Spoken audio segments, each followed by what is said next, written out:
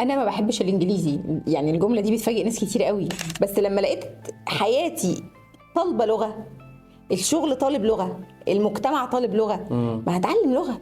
ومش كل حاجه بنتعلمها عشان بنحبها، ما مش بالحب اصله. في ماسوره مصادر مكسوره على على الانترنت.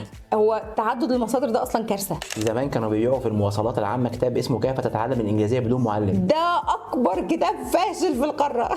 اكبر نصبايه حصلت في في التاريخ. التاريخ. اللي هعمله في 4-5 سنين لوحدي هخلصه في الكورس في 6 شهور. خدوا كورس يا جماعه، يعني ما تالفوش معايا او مع غيري، يعني دي مش القضيه، بس يعني قبل ما تدخل هيجي على الديمقراطيه اللي طبعا يعني هو انا ما بقولكش تعالى لي، انا بقول لك اتعلم في كورس مع حد فاهم. طب اعرف منين انه فاهم؟ احضر معاه محاضره ببلاش الاول. انا جات لي بنت، الكلام ده كان اول ما اشتغلت في التدريس، بعد مثلا 6 شهور تدريس. البنت دي جات لي وقالت لي ان هي كانت بتاخد مع الدكتور جامعه، مع احترامي لدكاتره الجامعه يا جماعه عشان ما حدش يتخانق معايا، هي ده كلامها هي، انا ماليش دعوه. دكتور جامعه اداهم بقى لها سنه و3 أو 4 شهور بتاخد معاه، بيحفظهم كلمات، وكل ما يطلبوا منه انهم يعملوا كونفرسيشن يرفض.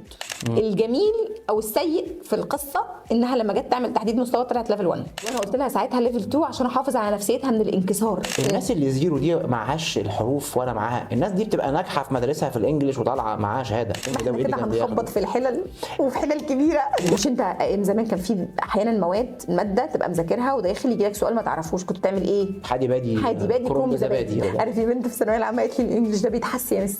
منهج الثانويه العامه في اللغه الانجليزيه بقى معتمد على النولج في اللغه.